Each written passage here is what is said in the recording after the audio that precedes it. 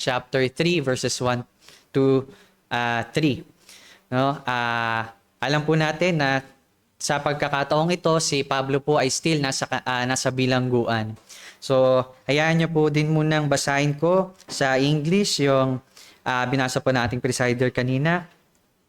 Sabi po dito sa Philippians chapter 3 verses 1 to 3.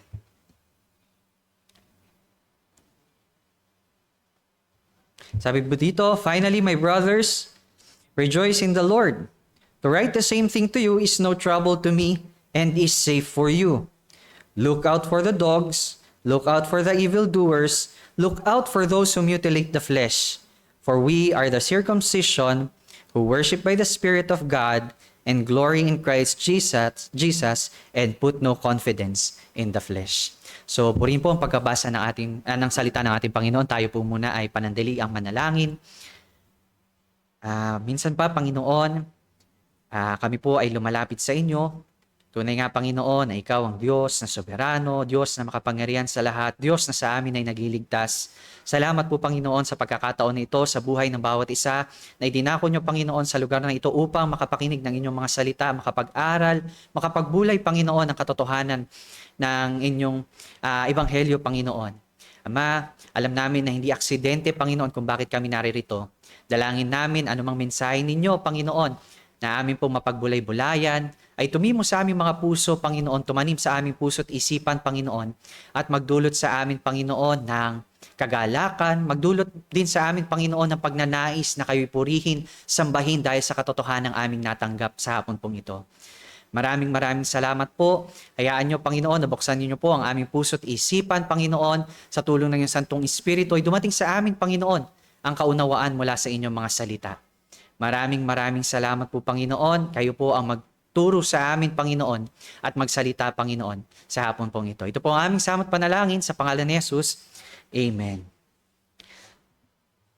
So again po, ang pinaka-key verse po ng ating pong pag-aaralan sa hapon pong ito is yung verse 1. Sabi po doon, "Further, my brothers and sisters, rejoice in the Lord. It is no trouble for me to write the same things to you again, and it is a safeguard for you."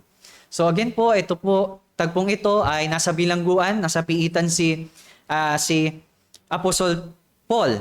So kung pagninilayan din po natin ang mga bagay na ito, no, kung ilagay lang natin yung sitwasyon natin sa sitwasyon ni Apostle Pablo, no, kung tayo po ngayon ay nasa bilangguan dahil napagbintangan lang o nakatanikala, no, hindi alam kung makakalaya pa ba tayo, or ito na yung katulan natin na papunta na tayo dun sa kawakasan ng ating buhay. Ano kaya po yung mga huling salita o mensahe ang nais nating iparating sa mga mahal natin sa buhay? No, sa mga kapatid natin, sa mga kaibigan.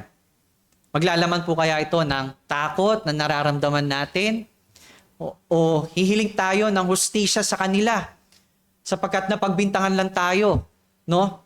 Dahil gumawa tayo ng mabuti, tayo'y napakulong. O dahil sa kasalanang hindi naman natin ginawa. No, ano kaya yung magiging laman ng mensahe natin para sa kanila? No, marahil sabihin natin sa pamilya natin na magmahalan kayo, magpatawaran kayo, no? Ito na yung time para mag-unawaan kayo. Ihabilin natin kung ano man yung mga ari-ariang meron tayo sa kanila. So marahil marami tayong alalahanin sa mundo na gusto nating iparating din sa kanila, no? Pero sa panahon kayang ito, magawa pa rin natin kayang sabihin na mabuti ang Diyos. Kahit sa ganitong sitwasyon.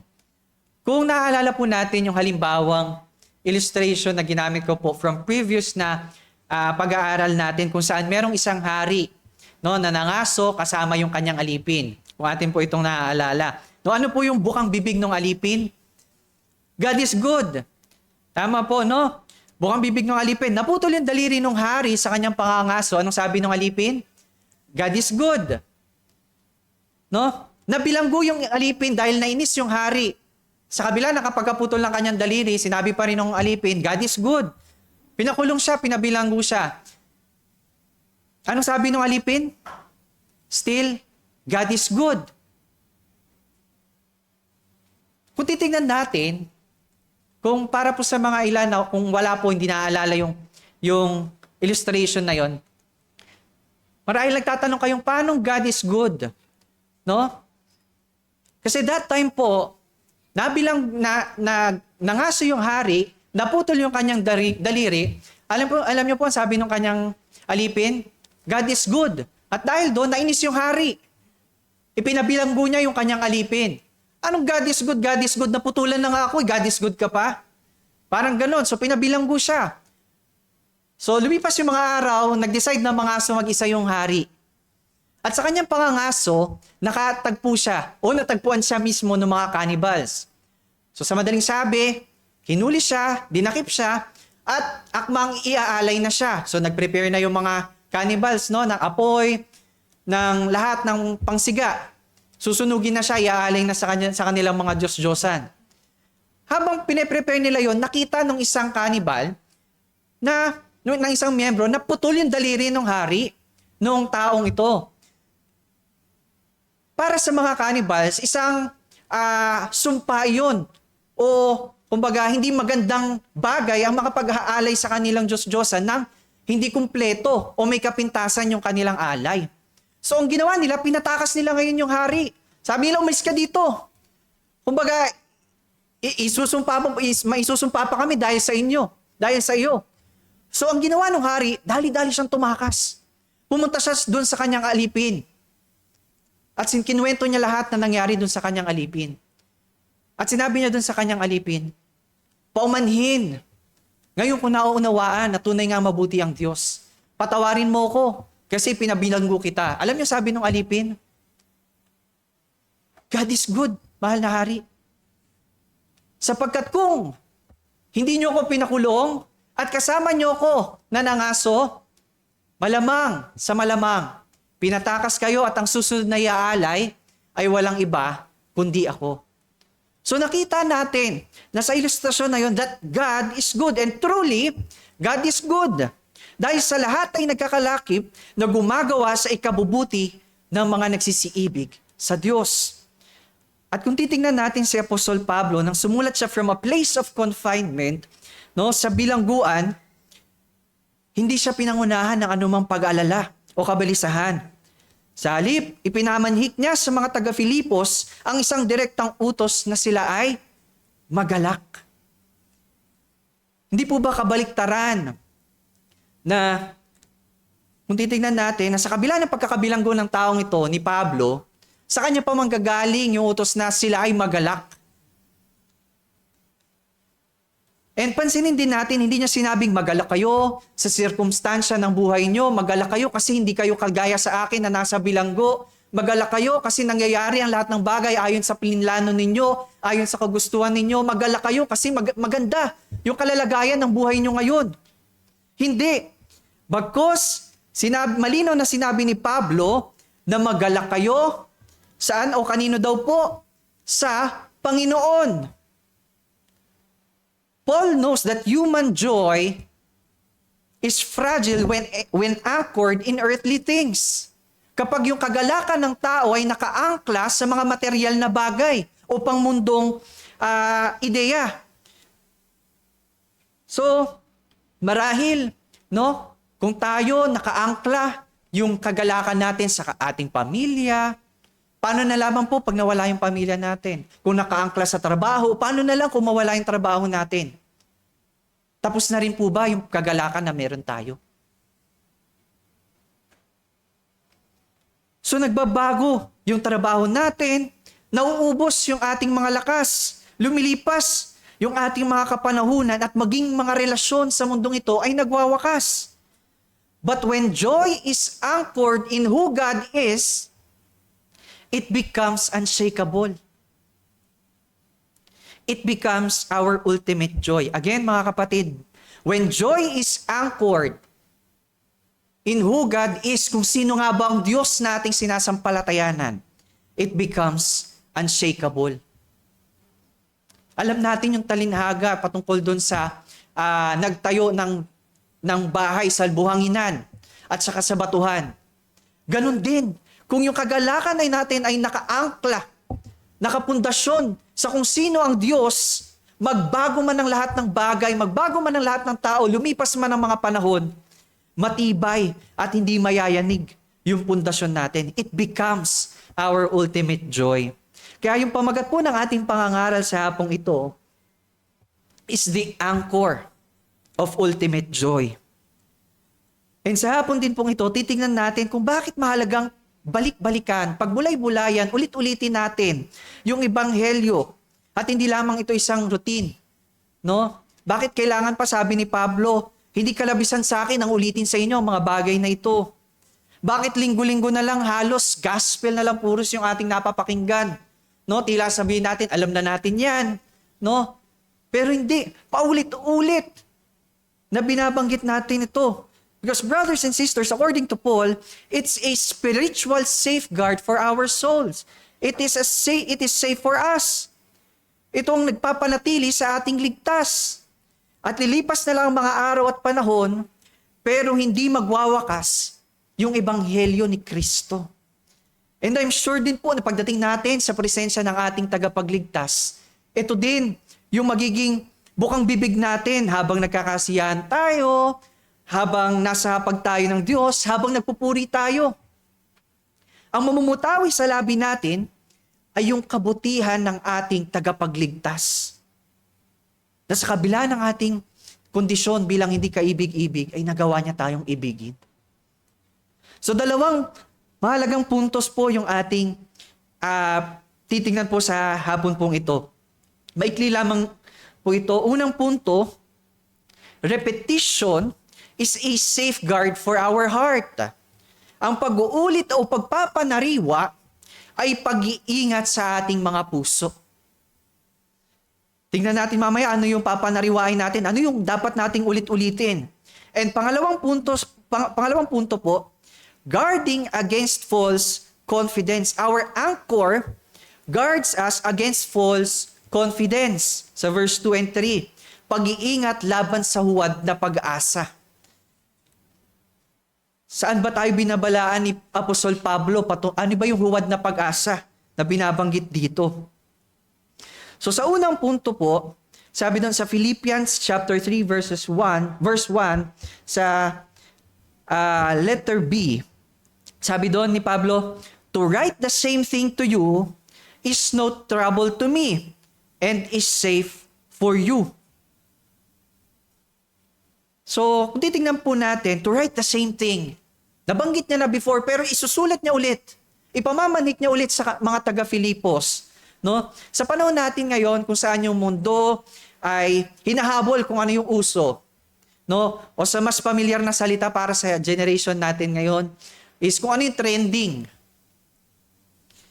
Kung ano yung sikat, dapat sila din makisabay.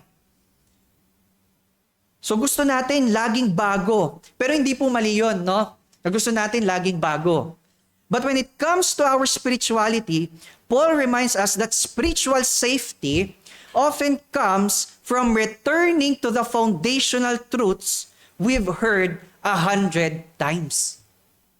Again, uulitin ko po, when it comes to our spirituality, Paul reminds us that spiritual safety, yung kaligtasan ng ating pananampalataya, often comes from returning, pagbalik natin doon sa pundasyon ng katotohanang natanggap natin. Maraming ulit na, maraming beses na nating napakinggan. Lagi tayong bumabalik sa pundasyon. Binabalikan natin kung ano yung naitala na. Hindi tayo gumagawa ng panibagong katotohanan, hindi tayo gumagawa ng panibagong ebanghelyo. At nagbigay ng babala si Pablo ukol dito. Sabi niya, subalit kahit kami o isang anghel mula sa langit ang mangaral sa inyo ng ebanghelyo na iba sa aming ipinangangaral sa inyo, ay hayaan siyang sumpain. Gaya ng aming sinabi noong una, kung ang sino man ay mangaral sa inyo ng ebanghelyo na iba sa inyong tinanggap na, ay hayaan siyang sumpain. Mapabasa natin sa Galatia chapter 1. So again, sinabi ni Pablo, ang sumulat sa inyo ng gayon ding mga bagay ay hindi po kalabisan. Or sa English, to write the same thing to you is no trouble to me, sabi ni Pablo. And it is safe for you. So bakit kailangan nating ipaulit-ulit? Bakit kailangan nating ulit-ulitin? Dahil mga kapatid, tanggapin man natin o hindi, madali tayong makalimot. Wala sa atin ang perpekto. Wala sa atin ang isang beses lang makinig ng ebanghelyo ay sapat na. Madali tayong makalimot. Sabi nga po sa isang hymno, we are prone to wander, prone to leave the God I love. Dumaan lang tayo sa isang linggong pagsubok, baka makalimutan na nating soberano ang Diyos, na ang lahat ng bagay ay hindi lingid sa kanyang kaalaman. Baka nga sisihin pa natin ang Diyos. And under financial stress, baka makalimutan natin na ang Diyos yung ating kasapatan. Kaya kailangan nating paulit-ulitin. Balik-balikan yung pundasyon ng ating pananampalataya. Ano pa, sabi ni Pablo, it is safe for us na balik-balikan yung mga ito. It serves as a safeguard. Halimbawa po, familiar tayo sa SM. Sino pong di pa nakapag-SM dito? Ayan, so familiar tayo sa SM, no po? Sa SM, meron niyang bilog, may oval, ano po, na matatanaw natin yung ilalim. Tama po, familiar tayo doon. So, bakit nagagawa ng taong lumapit doon? Bakit nawawala kahit papano yung takot kahit tayo nalulula? Kasi merong railings, merong safeguard para sa mga tao. No? So, ganun din po yung principle. Ganun din po yung purpose. Kung bakit kailangan nating balik-balikan yung salita ng Diyos, bakit kailangan nating balik-balikan yung ebanghelyo ni Kristo? Kasi it's safeguard. Sinesafeguard nito yung ating pananampalataya. So inaalis nito, ito yung railings para hindi tayo pangunahan ng takot, ng pagdududa, no? Bumalik na naman tayo sa pagiging self-reliant, no? At maligaw tayo ng maling katuruan. So, isa pa pong halimbawa, no? Alam natin yung mga tupa o yung mga alagang hayop, no? Binabakuran po yan, lalo na pag sa mga bukid, sa mga farm. Para hindi sila makalabas, hindi sila maligaw, hindi sila makatakas, hindi sila nakawin o kainin ng mga mababangis na hayop. Ganon din po sa atin. Itong mga katotohanang tinanggap na natin ay tila nagbabakod sa atin upang hindi tayo magpakalayo-layo sa Diyos. Hindi tayo tangayin ng mga maling katuruan. Upang hindi tayo maligaw. At hindi tayo maaaring magdulot ito sa atin ng tiyak na kapahamakan. So kaya't mahalagang balik-balikan natin. Hindi ikapapagod ni Pablo, sabi niya, unang sino mang mga ngaral ng Diyos, ang ituro ito ng paulit-ulit kung ito yung ikaliligtas natin. Kung ito yung maglalapit sa atin sa ating Panginoong Hesukristo. And last example na rin po, total yung title natin is an anchor. Yung angkla po, kaya siya hugis patulis, ay upang bumaon siya sa ilalim ng lupa, ng mga buhangin sa dagat. Upang hindi makalayo yung bangka. At yung mga angkla po, habang lalong bumibigat, habang lalong malayo yung kanilang paroroonan, no? Lalong bumibigat din yung mga kadenang nakakabit dito para mapanatiling ligtas yung barko kahit malakas na yung bagyo. At yung angkla ay pinipigilan yung bangka na bumangga sa anumang mga batuhan na maaaring magdulot sa kanya ng pagkawasak. So sa pagtutulad po, yung mga katotohanan ng ating tinanggap ay angkla natin upang hindi tayo tangayin ng alon ng mga maling katuruan, tangayin ng mga bagyong ating kaharapin, at hindi tayo mapalayo sa Diyos. Ito yung safeguard natin. Hindi pwedeng pumalaot ang isang barko nang walang angkla. Hindi sila pwedeng maging kampante na kaya na nila kahit wala na silang angkla. Ganon din sa buhay natin. Sa buhay pananampalataya, hindi tayo pwedeng magpakakampante na kaya na natin kahit hindi na tayo bumalik sa salita ng Diyos. Na kaya na natin kahit hindi na tayo bumalik sa Ebanghelyo ni Kristo. na hindi na tayo makinig ng pangangaral ng Diyos. Kasi kung ganun yung gagawin natin, wala sa atin yung wisdom ng ating Panginoon. At tiyak na kapahamakan yung naghihintay sa atin. Now, yung question is kanino nakaangkla yung ating buhay? Kanino yung pag-asa natin? Which leads us to our second major point. Second point po natin is guarding against false confidence. So verses 2 and 3. Sabi po doon, mag-ingat kayo sa mga aso, mag-ingat kayo sa mga masasamang manggagawa, mag-ingat kayo sa mga hindi totoong pagtutuli. Sapagkat tayo ang pagtutuli na sumasamba sa Diyos sa Espiritu at nagmamapuri kay Kristo Jesus at walang anumang pagtitiwala sa laman. So, ito pong mga taong binanggit ni Pablo sa verse 2, ay kagaya din ng mga taong binanggit niya na before. Or mga binanggit niya na sa iba pang mga iglesia. Sa mga pinamanhik niya. No? Sa 2 Corinthians chapter 11, sinabi niya doon, sapagkat ang gayong mga tao ay mga huwad na apostol, mga mandarayang manggagawa, mga nagpapanggap na mga apostol ni Kristo. At sabi niya doon, hindi ito nakapagtataka. Sapagkat maging si Satanas man ay nagpapanggap na anghel ng liwanag. So mag-iingat tayo sa mga taong ito. Sa Galatians, sumulat din si Pablo patungkol sa mga ganitong tao. Sabi niya doon sa chapter 1 and chapter 2, mayroong ilan na nanggugulo sa inyo at nagnanais na baluktutin yung ebanghelyo ni Kristo. And sa chapter 2, sabi niya doon, subalit dahil sa mga huwad na kapatid, na lihim na pumasok upang tiktikan sila sa kanilang kalayaang tinanggap na kay Kristo upang sila muli ay alipinin. And in Acts chapter 15, sabi doon ni Pablo, sabi pa doon, may ilang tao ang dumating mula sa Judea na nagtuturo sa mga kapatid, maliban na kayo'y tuliin ayon sa kaugalian ni Moises, hindi kayo maliligtas. So tinanggap na nila si Christ, ngayon may mga nagtuturo pa muli na kailangan nilang matuli. So ano pong pinagkatulad nitong mga taong ito? Sila po yung mga tagapagturo ng kautusan. At nagsasabing hindi sapat ang manampalataya lamang kay Kristo para tayo maligtas. Nais na naman nilang ibalik ang mga mananampalataya sa kautusan na minsan nang gumapos sa kanila. Sinasabi ng mga huwad na tagapagturo na maliban sa pananampalataya kay Kristo daw po, kailangan nilang sundin yung kautusan ni Moises. Kailangan nilang magtuli upang maging ganap yung kanilang kaligtasan. Ito yung ibang ebanghelyo na tinutukoy ni Pablo na binibigyan niya tayo ng babala patungkol. At sumpain nawa ang mga nangangaral ng ganitong katuruan. Sapagkat ang ipinangangaral ni Pablo ay ang kasapatan ni Kristo bilang daan ng kaligtasan. Kaya nga siya dinakip. At kaya siya nakabilanggo ngayon sa piitan.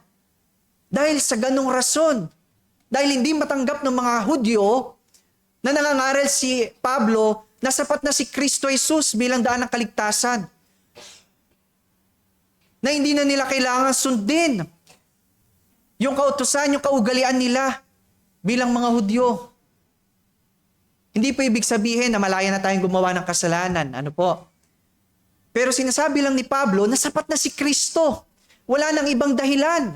Wala nang ibang daan upang tayo ay maligtas. So sabi pa doon, sabi nga ni Jesus Christ sa John chapter 14 verse 6, no, I am the way, the truth, and the life. No one comes to the Father except through me. Hindi sinabi ni Christ except through me and the law of Moses, or except through me and circumcision or any Jewish tradition na naitatag sa kasaysayan. Pilit nilang idinaragdag yung human effort sa equation ng kaligtasan. Instead of Christ alone equals salvation, nagiging Christ plus law of Moses plus circumcision plus etc. and etc. equals false salvation. Sa madaling sabi, Sinasabi nilang Christ plus human effort equals false salvation. Nakakala nila salvation nga ang tunay, pero sila din po ay ligaw. And in history, it is almost the same reason how Reformation was ignited. Paano nagsimula yung Reformasyon? Sa kasaysayan. Because during the time of Martin Luther, ipinaskil niya yung kanyang 95 Theses sa pintuan ng simbahan.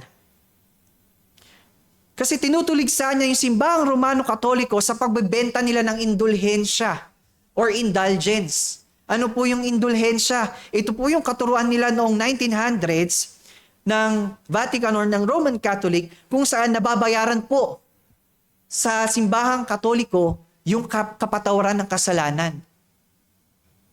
Kung ako po ay may kasalanan, babayaran ko lang po yun sa simbahang Katoliko at ako po ay mapapatawad na sa kasalanan ko. So ito yung tinutuligsa ni Martin Luther, yung maling kaugalian. Kung malaki yung kasalanan mo, mas malaki din yung dapat na ibigay mo sa simbahan kapalit ng kapatawaran. Kaya nung panahon din pong ito, yung corruption ay nasa loob ng iglesia mismo. Na yung iglesia dapat yung tumutuligsa sa korupsyon, sila pa yung nangunguna sa ganitong korupsyon. Maraming pari ang inabuso yung kanilang kapangyarihan, namuhay na marangya habang pinabayaan yung kanilang tungkulin sa mga espiritual na bagay. Nawala na yung kanilang pagsusumikap na mag-aaral ng salita ng Diyos. Imbis na ang iglesia ang nagbibigay, sila pa ang nangungunang mangikil, tumanggap noong panahon na yon. At dahil sa mga ganitong klase ng katuruan, kaya tayo binabalaan ni Pablo na mag-ingat sa mga taong nagtuturo ng mga ibang ebanghelyo. Sila ay nilarawan ni Pablo na aso sapagkat sila yung kumakain ng kanilang mga suka na isinuka na nila before. Alam na nila yung katotohanan, pero binabalik-balikan pa rin nila yung minsan nang gumapos sa kanila. Sila din ay inilarawan ng mga masasamang manggagawa at mga hindi totoo ang pagtutuli. Sapagkat ang tunay na pagtutuli ay binanggit ni Pablo sa verse 3. Sabi niya doon, sapagkat tayo ang pagtutuli na sumasamba sa Diyos sa Espiritu at nagmamapuri kay Hesus Kristo. Ito daw po yung mga tunay na tinuli. Kung saan, ibinilang ni Pablo yung kanyang sarili. Again, sila na sumasamba sa Diyos sa Espiritu at nagmamapuri kay Kristo Jesus. At ang pinaka-importante sa lahat ng binanggit ni Pablo, bilang tanda ng mga tunay na tinuli, sila na walang anumang pagtitiwala sa laman. So Paul shifts to a sharp warning against false teachers na nagkiklaim that faith in Jesus Christ wasn't enough. At ang mga mananampalataya ay dapat ding umasa sa mga religious rituals, mga pagtutuli at self-effort to be truly accepted by God. Pinag-iingat tayo ni Pablo upang hindi tayo bumalik sa kaisipan na tila hindi sapat si Kristo upang tayo ay maligtas. Na kailangan natin ng human effort para tayo ay kalugdan ng ating Panginoon. Na kailangan nating masunod yung kautusan ni Moses. Kailangan nating matuli. So malinaw po na ang kaligtasan ay gawa lamang ni Kristo Jesus sa ating buhay. Period. Sapagkat dahil sa kagandahang loob ng Diyos, kayo ay naligtas sa pamamagitan ng pananampalataya. At ito'y kaloob ng Diyos at hindi mula sa inyong sarili. Hindi ito bunga ng inyong mga gawa, kaya't walang maipagmamalaki ang sino man. Ito yung ebanghelyo na gusto ni Pablo na balik-balikan natin. Na inibig tayo ng Diyos nang walang kondisyon. Paul is calling us to look closely. Tingnan daw nating mabuti saan nga ba nakasalig yung ating pag-asa. Yung false confidence looks like this, sabi dito. Una, it looks like religious legalism. Paano po yun? Kung saan, ang tingin ng iba, mas mahal tayo ng Diyos kapag nakakasunod tayo sa Kanya. No? Na mas mahal tayo ng Diyos kapag nakakasunod tayo sa Kanya, kapag nakukumpleto natin yung simbang gabi, no? Yung paniniwala ng iba, no? Kapag nakapaglilingkod tayo sa iglesia, tumutulong tayo sa kapwa, ginagalang natin ang ating mga magulang, no? Mas nagiging mahal tayo ng Diyos.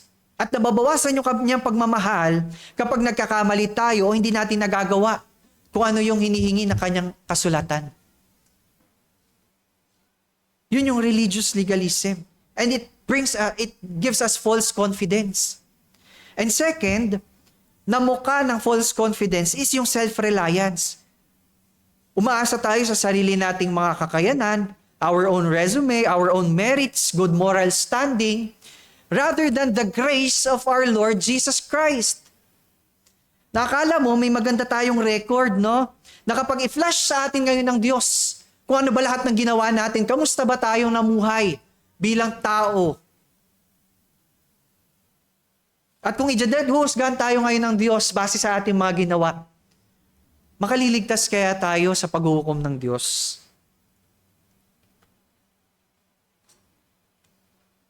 So, magandang bigyang linaw lamang po ito, no? Na baka meron pa po sa atin ang nag-aakalang ililigtas tayo ng Diyos basta mamuhay lang tayo ng maayos at mabuti sa ating kapwa nang hindi sumasampalataya kay Jesus. Kapatid, that is false hope which leads to false salvation. O di kaya naman, kailangan nating manampalataya at gawin ang lahat ng effort natin, mamuhay ng tama para makamtan natin yung kaligtasan. Mali po, mga kapatid. Bagkus tayo'y kinahabagan ng Diyos, tayo'y iniligtas ng Diyos, kaya nagagawa nating gumawa ng tama. Kaya nagagawa nating sundin yung kalooban ng Diyos. Hindi po ito daan ng kaligtasan, kundi ito yung marka. Ito yung bunga ng ating kaligtasan kay Kristo, ang paggawa ng tama. Ang sumunod sa kanyang kalooban. And take note, ang marka ng isang Kristiyano, hindi po ito performance-based, hindi sa external performance, no? Kundi sa pusong walang ibang itinataas, kundi si Kristo at wala nang iba. Walang anumang pagtitiwala sa sariling kakayanan. Hindi na daw nagtitiwala sa laman, sabi ni Pablo. Kaya nga yung kanyang tunay na kagalakan ay wala sa mundong ito. Hindi sa kung sino siya ngayon, hindi sa kung ano yung narating niya, kundi kay Kristo na sa kanya ay nahabag at nagmahal at kahit hindi siya kaibig-ibig. Kung yung mga anak nga po natin, nagagawa nating ipagmalaki. No? Itong anak ko na to, napakamatulungin yan. Ano? Napakamagalang o kaya itong taong to, no? Na tinitingala natin, sobrang mapagbigay niyan. What more yung taong naglagay ng kanyang buhay para ikaw yung mabuhay? What more yung hari na namatay para yung alipin niya ay mailigtas? Hindi po ba enough ito para magbigay sa atin ng kagalakan? Magdulot sa atin na purihin yung ating Diyos na buhay. And much exceeding joy to think na hindi lamang basta hari yung nag-aalay ng kanyang buhay, kundi hari ng mga hari. Ang namatay para sa isang aliping kagaya mo, kagaya ko, para tayo ay iligtas.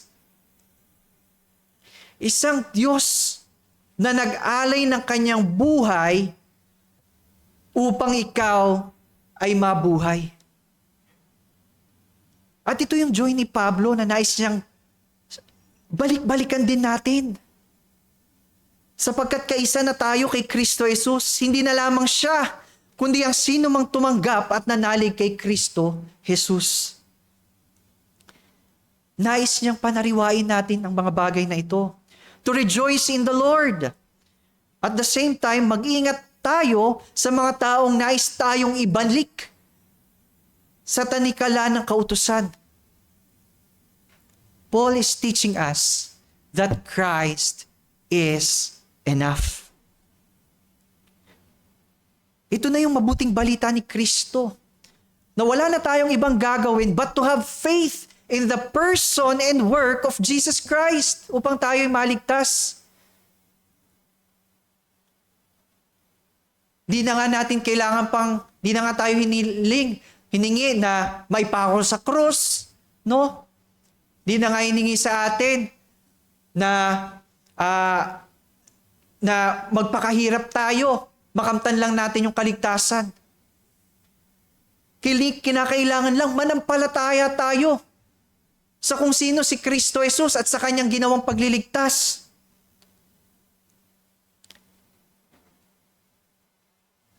So bilang panghuli po, the anchor of our ultimate joy is in our Lord Jesus Christ. Sa Hebrews chapter 6, verses 19 to 20 ang sabi po doon, ang pag-asang ito ang siyang matibay at matatag na angkla ng ating buhay. At ito'y umaabot hanggang sa kabila ng tabing ng templo, hanggang sa dakong kabanal-banalan. Si Jesus ay naunang pumasok doon, alang-alang sa atin. We have an anchor which is steadfast and keeps the soul. It keeps us from drifting away from Him, upang hindi tayo magpakalayo-layo.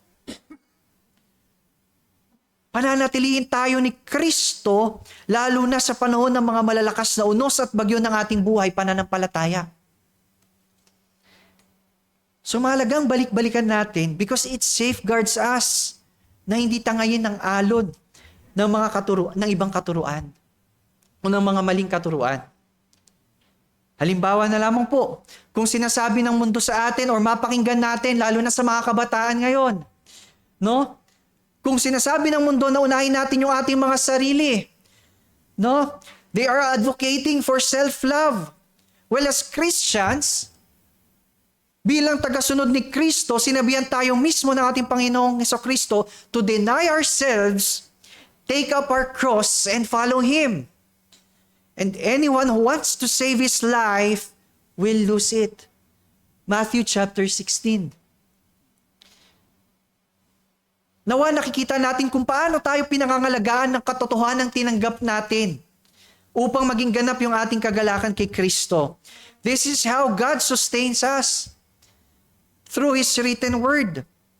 Again, kung sinasabi naman ng mundo, nasundin mo yung puso mo. Do what feels right. Sinasabi din ng banal na kasulatan that heart is deceitful above all things and desperately wicked.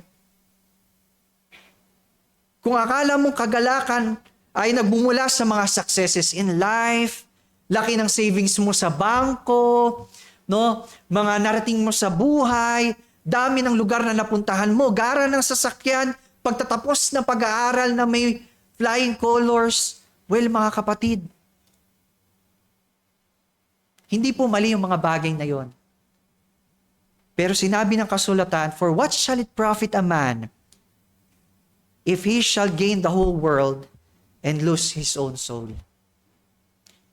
Hindi po sinasabing hindi ka pakinabang ang mga bagay na ito na kailangan natin magtipid, mag-ipon, no? Isipin natin yung panghinaharap.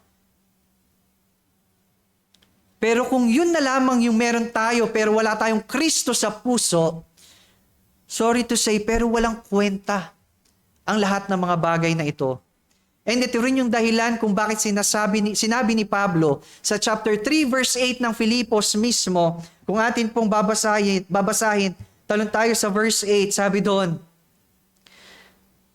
higit pa roon ang lahat ng mga bagay ay inari kong kalugihan dahil sa higit na kahalagahan na makilala si Kristo Jesus na Panginoon ko. Tunurin niyang walang kwenta ang lahat ng bagay kung ikukumpara sa pagkakilala niya kay Kristo Jesus. Ang angkla ng tunay na kagalakan ay walang iba kundi si Kristo Jesus na ating Panginoon. Enough na maging kontento tayo kay Jesus Christ. And the rest, lahat ng natatamasa natin sa buhay, bonus na lang yun ng ating Panginoon. So kung nararanasan na natin yung kagalakan dahil meron tayong Kristo, mga kapatid, nais ko pong sabihin, tikim pa lamang po yan. May mas igagalak pa yung kagalakang meron tayong nararanasan natin ngayon sa muling pagparito ng ating tagapagligtas. Isipin na natin yung pinakamasayang bagay sa buhay natin. Well, mga kapatid, may mas igagalak pa ang muling pagparito ng ating tagapagligtas. Kaya ngayon, hinihiling ko po sa bawat isa sa atin na magpatuloy lang tayo. Anumang sitwasyon ng buhay, magalak tayo. Hindi sa sitwasyon ng ating buhay, kundi sa ating Panginoon na kasama natin anumang sitwasyon ng ating buhay. Panariwain natin, balik-balikan natin yung ebanghelyo na ating tinanggap. Nang sa gayon, hindi tayo panghinaan ng loob, bagkus maalala natin, napapalad tayo dahil kinahabagan tayo ng Diyos. Hindi dahil sa kung anong merito meron tayo. Sa huli, hayaan nating si Kristo, hindi ang anumang bagay sa mundo, ang maging angkla ng ating tunay na kagalakan. Sa Diyos po ang lahat ng kapurihan. Tayo po ay manalangin. Panginoon naming Diyos, tunay nga na kayo po ay nagpupurit, nagpapasalamat sapagkat ikaw ang Diyos na sa amin ay kumakalinga, Diyos na aming masasandalan, muog at siyang sandigan namin, Panginoon. Salamat po, Panginoon, sa inyong mga salita na aming napagbulay-bulayan. Dalangin ko, Panginoon, na tumimo ito sa aming puso. Makita namin, Panginoon, ang aming kahinaan, Panginoon, at ang pangangailangan namin ng tagapagligtas. Makita namin, Panginoon, na si Kristo lamang ang daan, ang katotohanan at ang buhay, Panginoon. At walang ibang daan upang kami ay maligtas, upang kami makasumpong ng kaligtasan mula sa Diyos, mula sa inyo, kundi sa pamamagitan lamang ni Kristo Jesus. Hayaan nyo na sa tuwing kami nanghihina, balik-balikan namin, Panginoon, ang katotohanan ng inyong ebanghelyo. Panariwain namin, Panginoon, ang inyong mga salita, ang inyong mga pangako sa aming mga buhay, Panginoon. At magdulot nawa itong mga katotohanan ito ng pagnanais namin na kayo ay mapapurihan, mapaglingkuran, at maluwalhati sa aming mga buhay. Maraming salamat po, Panginoon. Kayo po nawa ang siyang maluwalhati sa aming buhay at sa pagtutupos ng aming pananambahang ito. Sa iyo ang lahat ng kapurihan, karangalan, sa pangalan ng Anak na si Jesus. Amen. Sa Diyos po ang lahat ng papuri.